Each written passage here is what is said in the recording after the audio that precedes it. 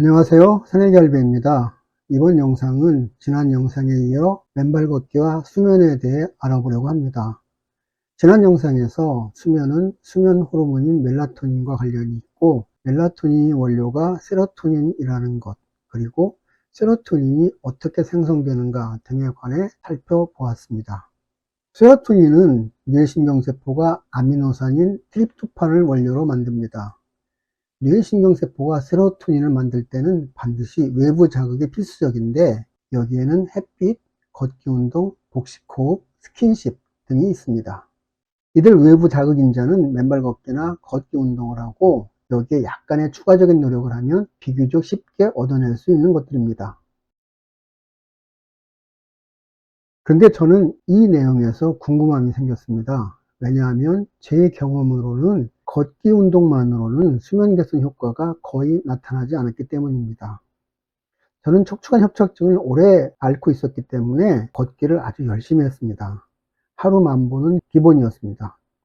그렇지만 지난 영상에서 말했던 것처럼 거의 매일 수면제 없이 잠을 자기가 어려웠습니다. 그런데 맨발 걷기를 하면서 정말 신기하게도 잠을 잘 잘 수 있게 되었습니다. 저에게 맨발 걷기와 신발 걷기는 어떤 차이가 있었을까요? 그 차이는 스트레스인 것 같습니다.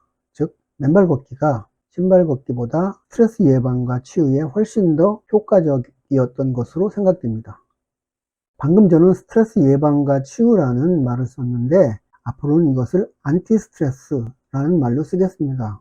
왜냐하면 맨발 걷기가 단지 스트레스를 관리하고 치유하는 효과만 있는 것이 아니라 스트레스를 예방하는 강력한 효능이 있다는 것을 알게 되었기 때문입니다. 그래서 스트레스 예방과 치유라는 개념을 묶어 안티스트레스 효과라는 말을 쓰려고 합니다. 이것이 의학적으로 타당한 말인지 아닌지는 솔직히 잘 모르겠지만 편의상 쓰는 것이니까 그렇게 듣고 이해해 주시면 감사하겠습니다. 그런데 스트레스가 수면과 관계가 있을까요? 다시 말하면 스트레스가 멜라토닌 생성에 영향을 줄까요? 스트레스와 세로토닌의 관계는 이시영 박사님이 스트레스와 세로토닌이라는 영상에서 자세히 설명하고 있습니다. 즉, 세로토닌은 스트레스에 매우 약하다라고 합니다. 따라서 스트레스가 제대로 예방되거나 치유되지 못하면 세로토닌이 정상적으로 분비되지 못하고 결과적으로 수면 호르몬인 멜라토닌도 제대로 분비되지 못합니다. 제가 지금까지 공부한 것에 따르면 맨발 걷기는 스트레스 예방과 치료, 즉 안티스트레스에 탁월한 효과를 보여주고 있습니다.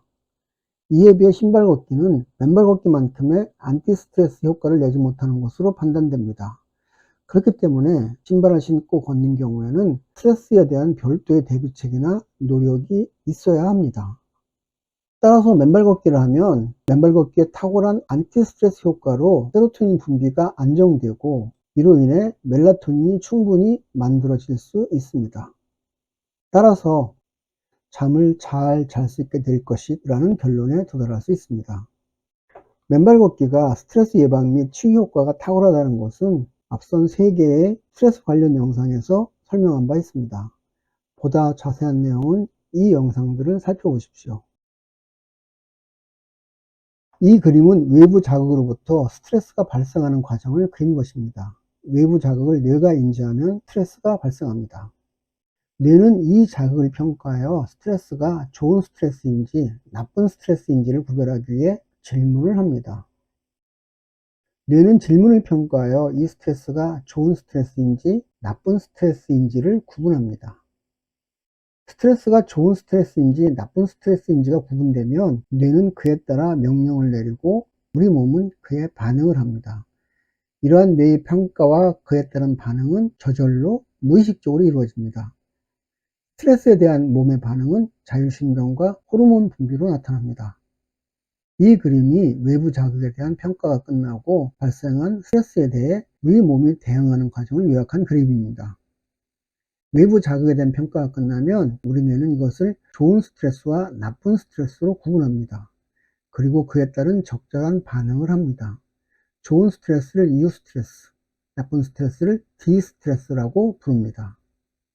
각각의 스트레스에 따라서 우리 몸의 반응이 나타나는데, 디스트레스에는 위협 반응이나 이완 반응이 나타나고 유스트레스에는 도전 반응이 나타납니다. 스트레스의 종류와 반응에 대한 설명은 내용이 방대하기 때문에 나중에 따로 설명하기로 하고 여기서는 간단히 정의만 하겠습니다. 위협 반응은 우리가 흔히 스트레스라고 말하는 몸에 나쁜 영향을 주는 스트레스에 대한 우리 몸의 반응을 말합니다. 위협 반응이라는 말보다는 투쟁 도피 반응 또는 투쟁 회피 반응이라는 말이 많이 쓰입니다. 스트레스를 위협 반응으로 느끼면 코티솔 호르몬이 분비되고 자율신경은 교감신경이 활성화됩니다. 이 스트레스가 누적되면 여러 곳에 안 좋은 영향을 끼치기 때문에 적절히 관리하고 치유해 주어야 합니다. 만약 우리 몸이 외부 자극을 좋은 스트레스라고 평가하면 우리 몸에서는 도전 반응이 일어납니다. 도전 반응은 뇌를 포함한 우리 몸 전체에 좋은 영향을 줍니다. 호르몬 DHEA가 분비되고 자율신경은 부교감신경이 활성화됩니다. 도전 반응은 외부 자극을 일종의 도전으로 받아들이고 즐거운 마음으로 도전하고 해결해 갑니다. 해결하면 성취감을 느낍니다.